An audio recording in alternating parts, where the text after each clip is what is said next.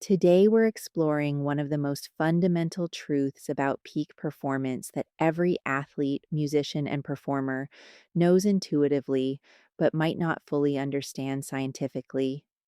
You cannot simultaneously experience flow state and performance anxiety. These two states aren't just different, they're neurologically and psychologically incompatible.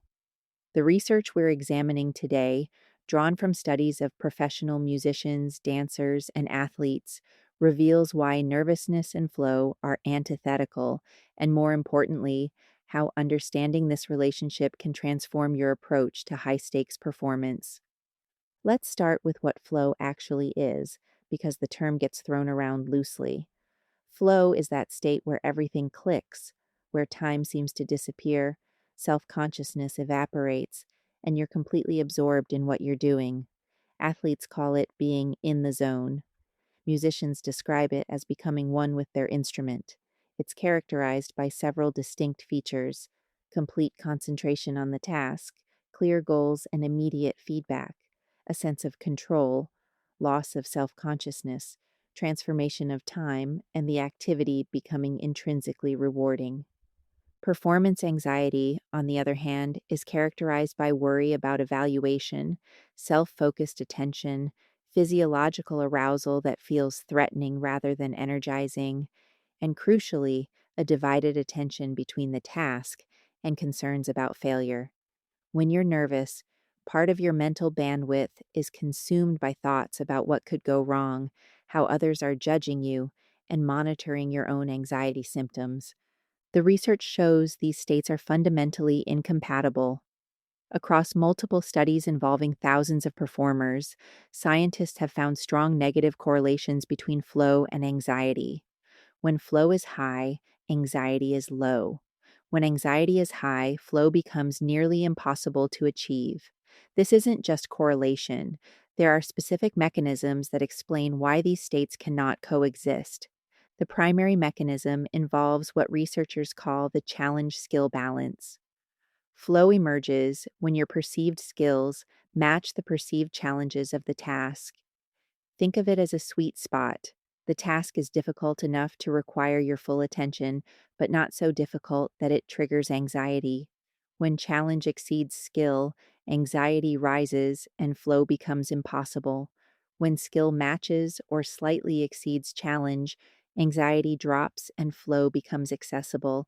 This challenge skill balance isn't fixed, it's about perception. Two violinists of equal technical ability might perceive the same performance differently. One sees it as an exciting challenge within their capabilities and enters flow. The other perceives it as threatening their competence and experiences anxiety. This perceptual difference determines whether they'll experience flow or anxiety. The neurological incompatibility between flow and anxiety runs even deeper. Flow is associated with what's called transient hypofrontality, a temporary downregulation of the prefrontal cortex, particularly areas involved in self criticism and self consciousness. This is why people in flow report losing their sense of self. They're not thinking about themselves, they're completely absorbed in the activity. Anxiety, conversely, involves hyperactivity in these same prefrontal regions, particularly those involved in self monitoring and error detection. When you're anxious, you're excessively self aware, constantly monitoring yourself for mistakes, judging your performance as it happens. This self focused attention is the antithesis of the self forgetting that characterizes flow. The physiological profiles of these states also differ dramatically. Flow is associated with optimal autonomic nervous system regulation, a balance between sympathetic activation that provides energy and parasympathetic activity that maintains calm focus. Heart rate variability, a marker of this balance, tends to be optimal during flow states. Performers in flow show efficient physiological activation, enough arousal to fuel performance, but not so much that it disrupts fine motor control or cognitive processing. Anxiety produces a different physiological signature: excessive sympathetic activation, elevated cortisol, muscle tension that impairs fluid movement, and often irregular breathing that disrupts rhythm and timing. Musicians in anxious states show tremor in fine motor movements. Dancers lose the fluidity that characterizes excellent performance. Athletes experience the muscle tension and coordination problems that lead to choking. Research on professional orchestral musicians provides particularly clear evidence of this flow anxiety opposition. In studies tracking both flow and anxiety across multiple performances, musicians who experienced high flow in one performance showed significantly lower anxiety, while those with high anxiety rarely reported flow experiences. The relationship held regardless of the difficulty of the music or the importance of the performance. It was the internal state that determined the experience. Self confidence emerges as a crucial mediator between these states. Confidence doesn't just reduce anxiety, it actively facilitates flow by supporting the perception that your skills match the challenge. Musicians with higher self confidence are more likely to appraise performance situations as challenges rather than threats, setting the stage for flow rather than anxiety. This isn't about overconfidence or delusion, it's about accurate recognition of one's capabilities. Emotional intelligence plays a surprising role in this dynamic. Performers with higher emotional intelligence, the ability to recognize, understand, and regulate emotions, show greater capacity to shift from anxiety toward flow. They're better at recognizing early signs of anxiety and implementing strategies to regulate it. They can reframe threatening situations as challenges. They're more skilled at using emotions as information rather than being controlled by them. This emotional intelligence factor helps explain why some performers can channel pre performance nerves into flow, while others get stuck in anxiety. The initial arousal before performance isn't inherently good or bad, it's how you interpret and work with it that matters. Performers who see pre performance activation as their body preparing them for excellence are more likely to transition into flow. Those who interpret the same sensations as signs of impending failure remain trapped in anxiety. The research reveals specific intervention points where performers can influence whether they'll experience flow or anxiety. Mental skills training that builds confidence, improves challenge skill calibration, and develops emotional regulation consistently increases flow experiences while reducing performance anxiety. These aren't separate effects. Reducing anxiety creates space for flow, and cultivating flow naturally diminishes anxiety. One particularly effective approach involves what researchers call flow state self regulation training. This isn't about eliminating all nervousness. Some arousal is necessary for optimal performance. Instead, it's about developing the skills to recognize your current state and shift it toward flow. This includes techniques for adjusting your perception of challenge and skill, regulating physiological arousal, and directing attention away from self focus toward task focus. The temporal dynamics of flow and anxiety are also important. Anxiety tends to be anticipatory. It builds before performance and is often worst in the moments just before beginning. Flow, by contrast, emerges during performance as you become absorbed in the activity. Understanding this temporal difference is crucial for intervention. Pre performance strategies might focus on managing anticipatory anxiety, while performance strategies emphasize facilitating the emergence of flow. Interestingly, the research shows that flow has a protective effect against future anxiety. Performers who experience flow in one performance show reduced anxiety in subsequent performances.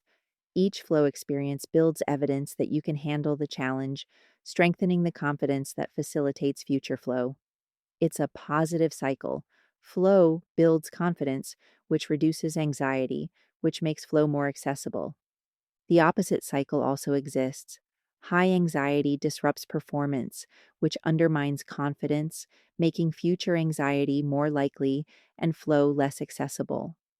This negative spiral explains why performance anxiety can become chronic and self reinforcing.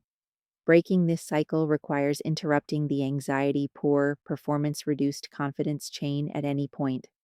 Practice conditions play a crucial role in determining whether performers develop flow capacity or anxiety tendency. Practice that consistently balances challenge and skill, provides clear goals and feedback, and emphasizes process over outcome cultivates flow. Practice that emphasizes evaluation, comparison with others, and perfectionistic standards breeds anxiety. The practice environment shapes not just skill, but the psychological patterns that determine whether that skill can be accessed under pressure. The social dimension adds another layer. Performance anxiety is fundamentally social. It's about evaluation by others. Flow, while it can occur in social settings, involves a loss of social self consciousness. Performers in flow aren't thinking about the audience's judgment, they're immersed in the performance itself. This social dimension helps explain why some performers can achieve flow in practice, but struggle in performance. The social evaluation component triggers anxiety that blocks flow. Cultural factors influence this dynamic.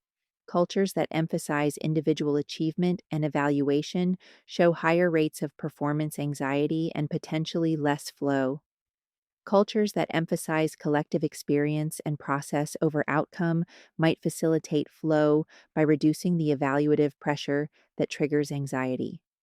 This cultural dimension suggests that the flow anxiety relationship isn't just individual, but is shaped by broader social contexts. The research on dancers provides unique insights because dance combines athletic, artistic, and expressive elements. Dancers who experience flow report a sense of embodiment, complete unity between mind and body, intention and movement. Anxiety fragments this unity, creating a split between the observing, judging mind and the performing body. This embodiment dimension of flow might be particularly important for activities requiring integrated mind body coordination. Heart rate variability biofeedback training shows promise for helping performers shift from anxiety to flow. By learning to regulate their autonomic nervous system, performers can maintain the physiological state conducive to flow. This isn't about relaxation. Flow requires activation. It's about achieving the optimal balance of activation and regulation that supports both energy and focus. The role of preparation in facilitating flow versus anxiety is complex. Over preparation can paradoxically increase anxiety by reinforcing perfectionistic standards and outcome focus. Under preparation obviously triggers anxiety through legitimate skill challenge imbalance. Optimal preparation involves developing skills to a level of automaticity while maintaining flexibility and process focus. It's about being prepared enough to trust your abilities, but not so rigid that you can't adapt to the moment. The research distinguishes between adaptive and maladaptive perfectionism in relation to flow and anxiety. Adaptive perfectionism, high personal standards combined with low concern about mistakes, is associated with more flow and less anxiety. Maladaptive perfectionism, high standards combined with excessive concern about mistakes and doubt about actions, predicts high anxiety and limited flow. The difference lies not in standards, but in the relationship to imperfection. Intervention studies show that relatively brief programs can shift the balance from anxiety toward flow. 8-week programs teaching flow regulation skills, confidence building, and anxiety management show significant effects on both flow frequency and performance quality. These interventions work not by eliminating all nervousness, but by providing tools to work with arousal in ways that facilitate rather than block flow. The finding that flow and anxiety rarely coexist has practical implications for pre-performance routines. Rather than trying to calm down completely, effective routines might focus on shifting attention from self to task, adjusting challenge skill perception, and cultivating the confident expectancy that facilitates flow. The goal isn't the absence of arousal, but the presence of the psychological conditions that allow arousal to fuel flow rather than anxiety. For coaches and teachers, understanding the flow anxiety relationship suggests important principles, creating learning environments that balance challenge and skill, Emphasizing process over outcome and building confidence through progressive mastery can cultivate flow prone rather than anxiety prone performers. Recognizing that anxiety blocks access to skill rather than indicating lack of skill can lead to more effective interventions. The research also highlights the importance of recovery and restoration. Chronic anxiety is exhausting, depleting the psychological and physiological resources needed for flow. Performers caught in anxiety cycles need periods of reduced pressure to restore these resources and rebuild the confidence foundation for flow. This might mean strategically choosing less challenging performances, focusing on process goals, or taking breaks from evaluative situations. Individual differences in flow proneness and anxiety susceptibility are substantial. Some performers seem naturally inclined toward flow, easily losing themselves in performance. Others are more vulnerable to anxiety, perhaps due to temperament, past experiences, or learned patterns. Understanding these individual differences can lead to more personalized approaches rather than one size fits all interventions. The relationship between flow and anxiety also varies by performance domain. Musicians might face different challenges than athletes or dancers. The presence of an instrument, the interpretive versus competitive nature of performance, the role of ensemble versus solo performance, all these factors influence how flow and anxiety manifest and interact. Interventions need to be tailored not just to individuals, but to specific performance contexts. Looking at the broader implications, the incompatibility of flow and anxiety suggests that peak performance isn't about adding something, more effort, more concentration, more preparation. It's often about removing barriers, particularly the self conscious anxiety that blocks access to well developed skills. The highest levels of performance might be achieved not through striving, but through releasing the psychological constraints that prevent flow. This perspective reframes performance enhancement rather than asking, how can I perform better? The question becomes, what's preventing me from accessing the skills I've developed? Often the answer is anxiety, the self focused, evaluative concern that fragments attention and disrupts the automatic execution of trained skills. Addressing this anxiety isn't just about feeling better, it's about removing the primary barrier to flow and peak performance. The research provides hope for performers struggling with anxiety. The strong negative relationship between flow and anxiety means that anything that increases flow will likely decrease anxiety. Performers don't need to tackle anxiety directly, which can sometimes increase self focus and make anxiety worse. Instead, they can focus on cultivating flow, knowing that anxiety will naturally diminish as flow increases. For those experiencing chronic performance anxiety, understanding its incompatibility with flow can be liberating. It explains why anxiety feels so limiting. It literally blocks access to the state where performance feels effortless and enjoyable. It also provides a clear direction for intervention. Rather than fighting against anxiety, build toward flow. The implications extend beyond formal performance situations. The flow anxiety relationship applies to any situation requiring skilled performance under pressure, job interviews, public speaking, test taking, even social interactions. Understanding how to shift from anxious self monitoring toward absorbed task focus could improve performance across many life domains. As we conclude, it's worth emphasizing that the incompatibility of flow and anxiety isn't a limitation, but an opportunity. It means that flow, when achieved, provides complete relief from performance anxiety. In those moments of complete absorption, the worried, self critical voice finally quiets. The performer experiences what they've trained for, the joy of skilled expression without the burden of self consciousness. This research ultimately reveals that peak performance and performance anxiety exist on opposite ends of a spectrum. You can't simultaneously be in the zone and worried about failure. You can't be completely absorbed and self consciously monitoring. You can't experience the joy of flow and the fear of anxiety at the same moment. Understanding this fundamental incompatibility and the mechanisms behind it provides a roadmap for moving from one end of the spectrum toward the other.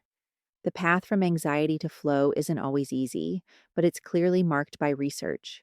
Build confidence through progressive mastery. Develop emotional intelligence to work with rather than against arousal. Practice under conditions that emphasize process and growth rather than evaluation and comparison. Learn to recognize and adjust challenge skill balance. Cultivate task focus rather than self focus. These aren't just strategies for managing anxiety, they're the conditions that allow flow to emerge. For performers at any level, from beginners to professionals, the message is clear: flow and anxiety cannot coexist. Choose your focus, shape your practice, and design your preparation to move toward flow. In doing so, you're not just improving performance, you're reclaiming the joy, absorption, and fulfillment that drew you to your craft in the first place. As we close today's exploration of the flow anxiety paradox, let's distill this down to what you can actually use. The research is unequivocal. You cannot simultaneously experience flow and performance anxiety. They are neurologically, physiologically, and psychologically incompatible states. This isn't just an interesting scientific finding, it's a practical reality that can transform how you approach performance. The key insight is that trying to fight anxiety directly often backfires by increasing self focus. Instead, the research points toward building the conditions for flow, calibrating challenge to match your skills, developing emotional intelligence to work with arousal rather than against it, and practicing task focused rather than self focused attention. Every time you successfully shift toward these flow conditions, you're automatically moving away from anxiety. For your next performance, whether that's a competition, presentation, or any high pressure situation, try this. Instead of asking, "How can I not be nervous?" Ask, "How can I create the conditions for flow?" Focus on matching the challenge to your prepared skills. Direct your attention to the task itself rather than how you're being evaluated. Trust the preparation you've done rather than monitoring yourself for mistakes. Remember, the incompatibility of flow and anxiety is actually good news. It means that in those moments when you achieve flow, and you will with practice, anxiety literally cannot exist. The worried, self critical voice has no room to operate when you're fully absorbed in what you're doing. The path from anxiety to flow isn't always smooth, but the research shows it's learnable. Each small experience of flow builds confidence for the next. Each time you successfully shift from self focus to task focus, you're strengthening those neural pathways. You're not just managing performance anxiety, you're building toward a fundamentally different and more fulfilling way of performing. This is Esther Adams with Strides to Solutions. Thank you for joining me today. The next time performance anxiety starts to creep in, remember, flow and anxiety cannot coexist. Choose your focus, trust your preparation, and step into the possibility of complete absorption in what you love to do. That's where your best performance lives, not in the worried mind, but in the flowing moment.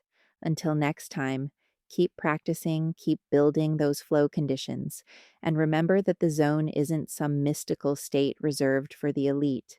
It's a learnable, trainable state that becomes more accessible each time you choose task focus over self focus, process over outcome, and trust over doubt.